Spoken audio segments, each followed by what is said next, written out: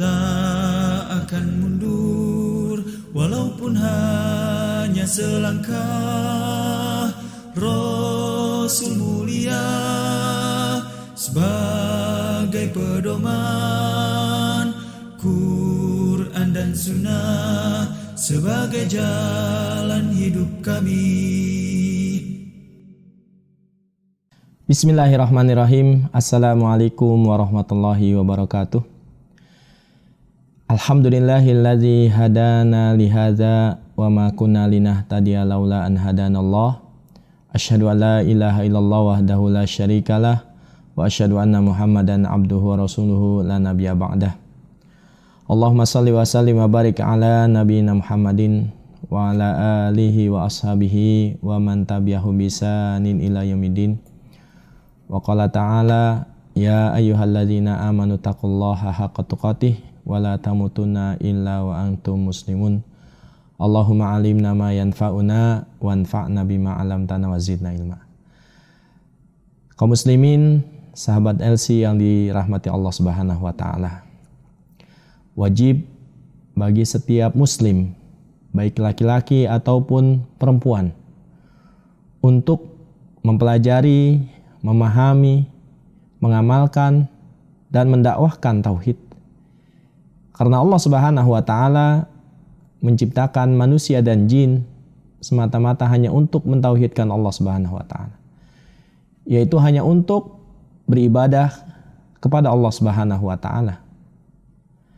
Allah Subhanahu wa taala berfirman, "Wa ma khalaqtul jinna wal insa illa liya'budun."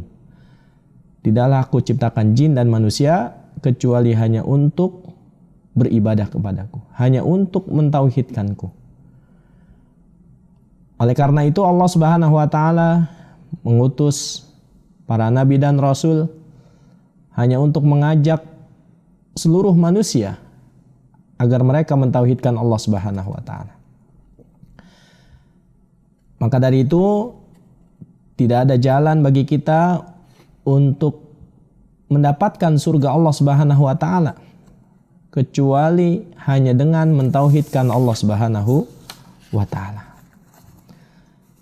Sahabat LC yang dirahmati Allah Subhanahu wa taala, berdasarkan dalil-dalil Al-Qur'an dan hadis-hadis Nabi sallallahu alaihi wasallam, para ulama membagi tauhid menjadi 3 macam. Yang pertama adalah tauhid rububiyah, yaitu meyakini dengan seyakin-yakinnya bahwa Allah Subhanahu wa taala adalah satu-satunya pencipta. Allah Subhanahu wa taala adalah satu-satunya pemberi rezeki. Allah Subhanahu wa taala adalah satu-satunya yang mengatur alam semesta ini. Dan Allah Subhanahu wa taala adalah yang menguasai dan memiliki seluruh alam semesta di langit dan di bumi. Kemudian yang kedua adalah tauhid uluhiyah. Tauhid uluhiyah adalah mengesahkan Allah Subhanahu wa taala dalam seluruh bentuk ibadah. Beribadah hanya kepada Allah dengan penuh ketundukan, ketaatan, dengan penuh kecintaan, harap dan takut hanya kepada Allah Subhanahu wa taala. Dan yang ketiga adalah tauhid asma dan sifat, yaitu meyakini dengan sebenar-benarnya bahwa Allah Subhanahu wa taala memiliki nama-nama yang maha mulia dan sifat-sifat yang maha baik, sebagaimana yang telah Allah tetapkan di dalam Al-Quran dan juga ditetapkan di dalam hadis-hadis Nabi Shallallahu Alaihi Wasallam. Nah, ketiga tauhid ini adalah hasil penelitian para ulama agar manusia mudah memahami, mengamalkan tauhid ini dengan sebenar-benarnya. Ya. Sebagaimana yang Allah Subhanahu wa taala sebutkan di dalam Al-Qur'an dan hadis Nabi sallallahu alaihi wasallam. Nah, kaum muslimin yang dirahmati Allah Subhanahu wa taala, pada kesempatan yang berbahagia ini ya kita akan membahas secara khusus terkait dengan tauhid rububiyah. Nah, apa itu tauhid rububiyah? Nah, tauhid rububiyah, ya, rububiyah itu sendiri berasal dari kata ar-Rabb, yaitu nama Allah ar-Rabb yang maknanya adalah pencipta, pengatur, pemilik dan pemberi rizki. Maka tauhid rububiyah adalah mentauhidkan Allah Subhanahu wa taala dalam setiap perbuatan khusus bagi Allah Subhanahu wa taala.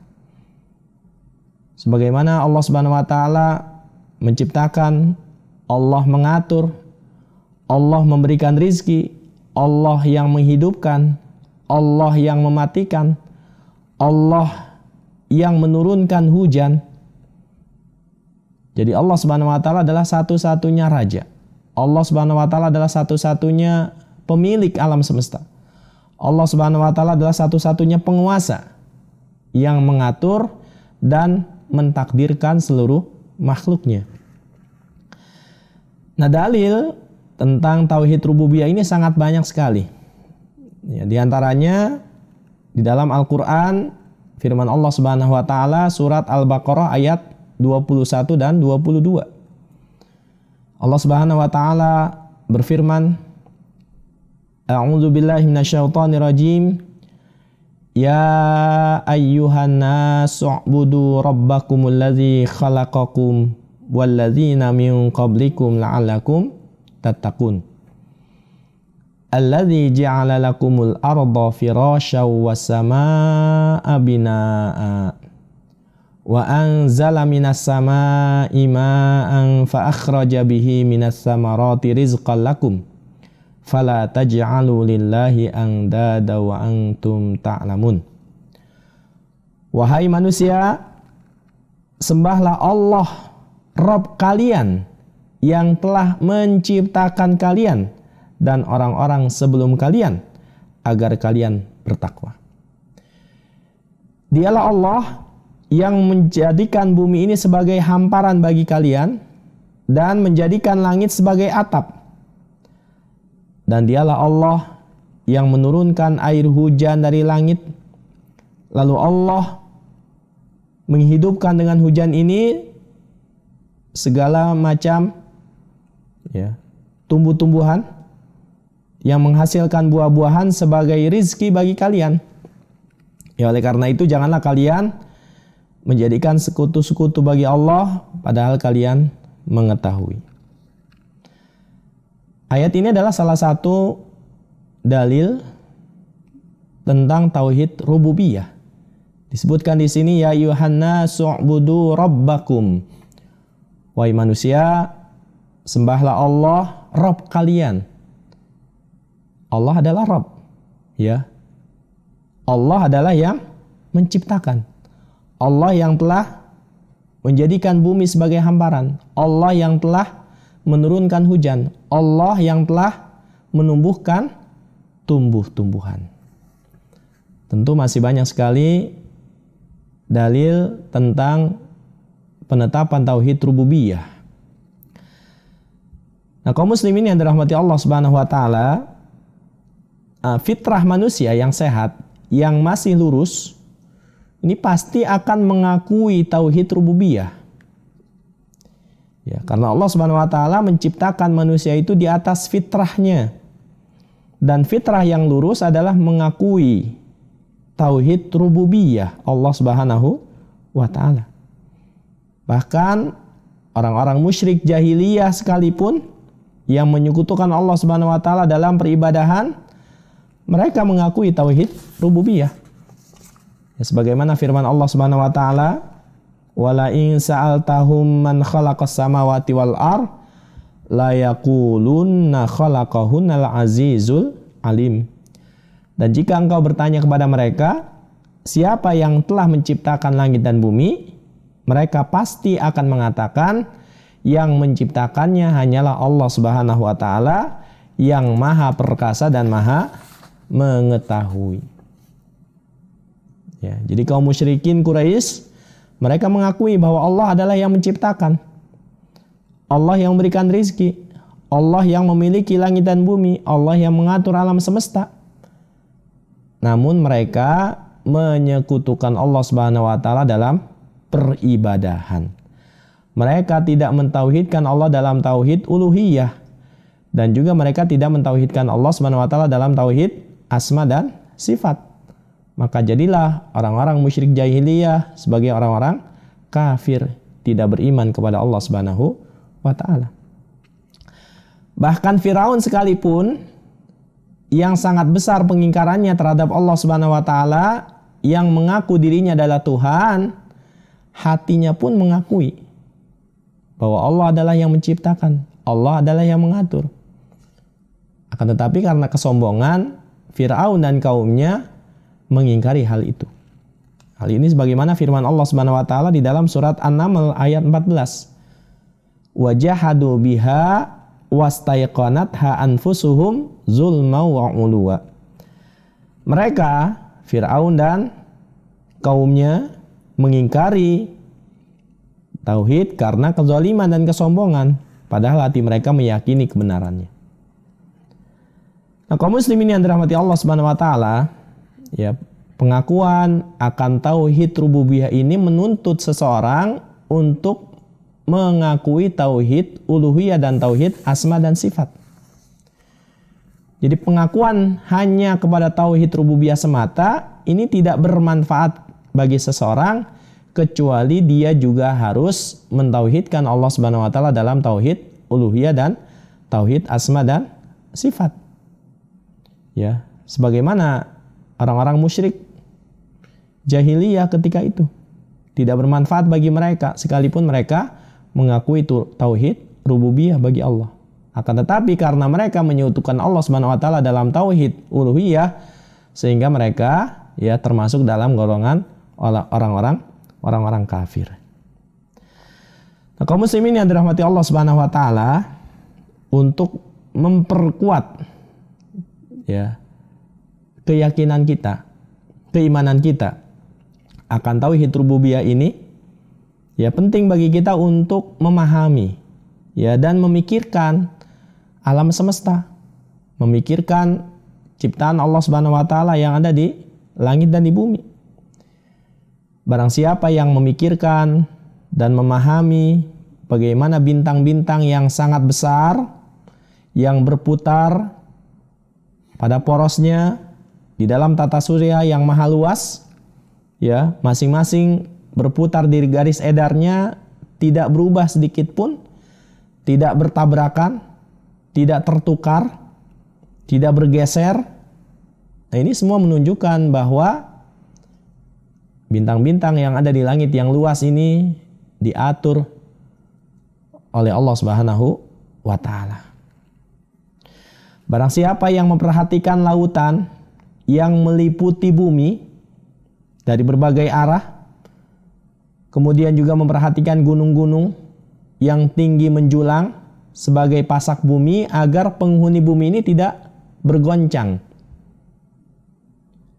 Kemudian siapa yang memikirkan tumbuh-tumbuhan, buah-buahan, bunga-bunga yang begitu indah,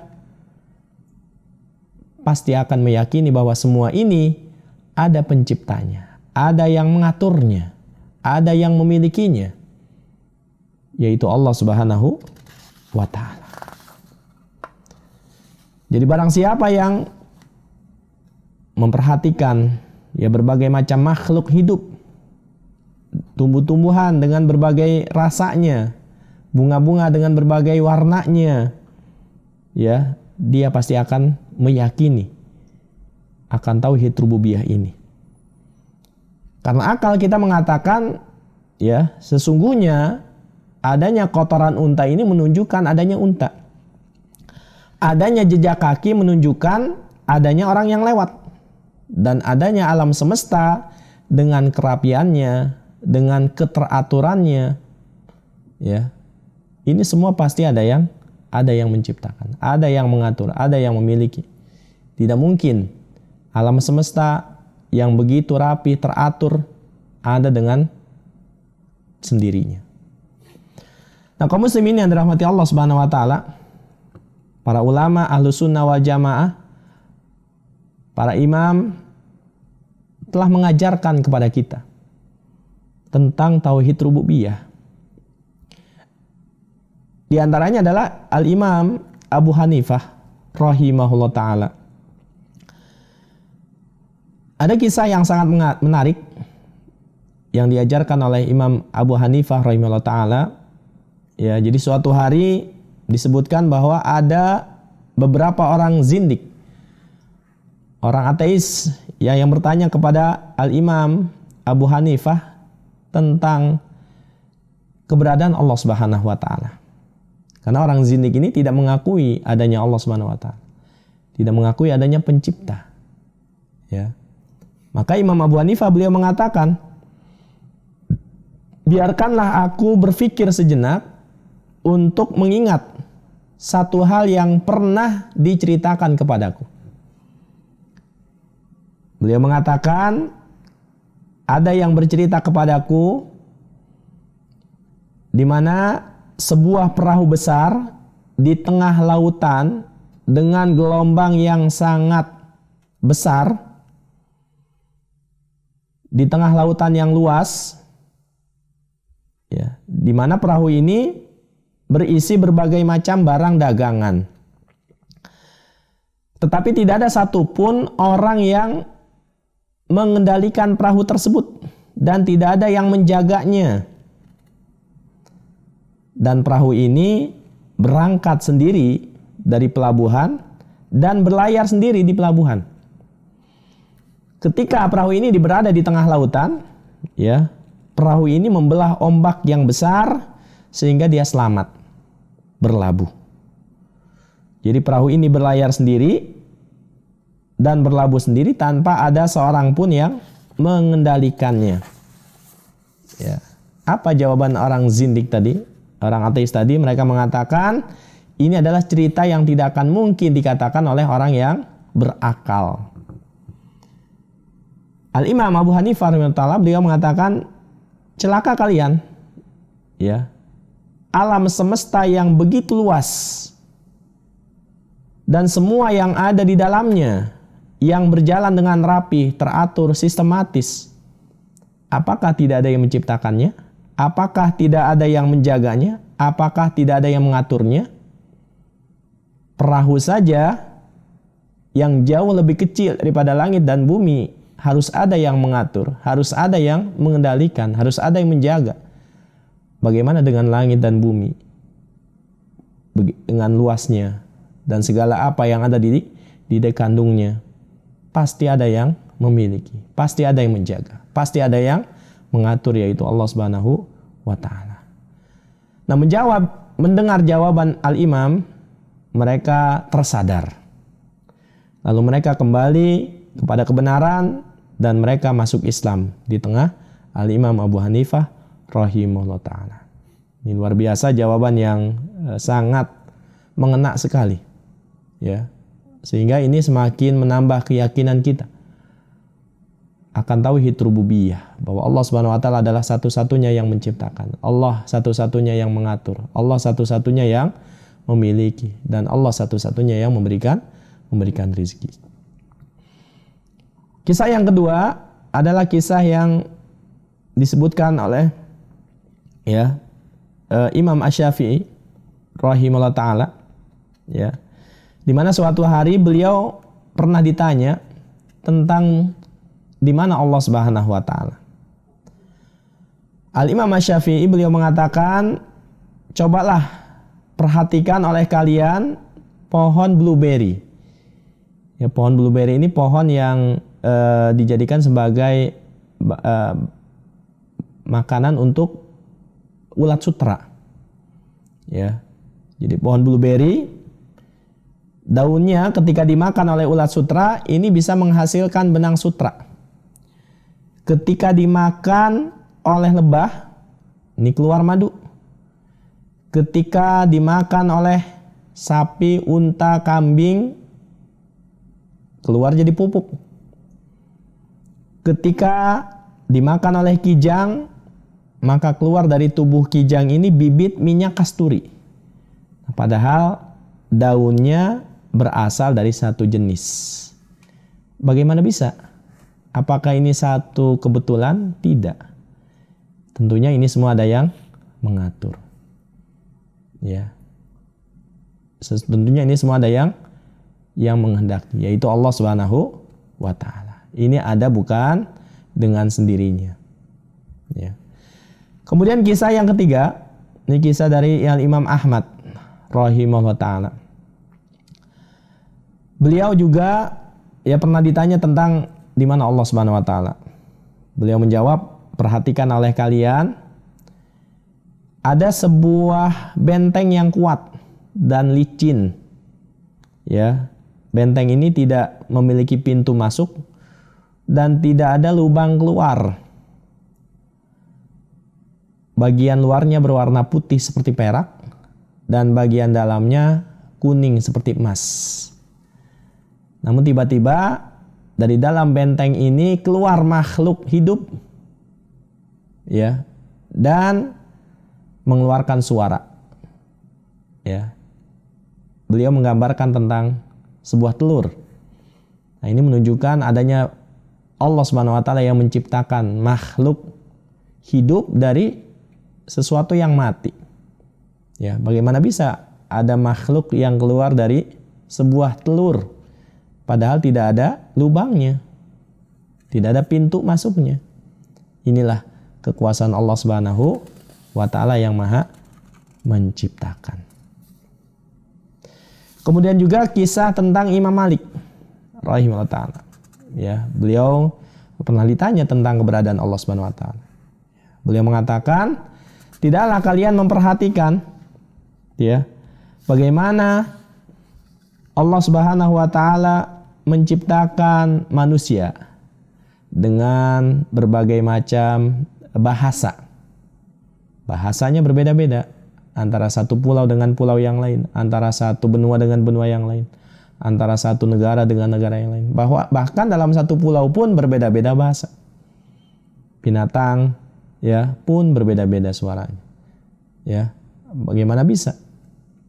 Manusia berbeda-beda warna, binatang berbeda-beda warna, tumbuh-tumbuhan berbeda warna. Tumbuh-tumbuhan berbeda rasa buahnya padahal tanahnya sama. Inilah kekuasaan Allah Subhanahu wa taala.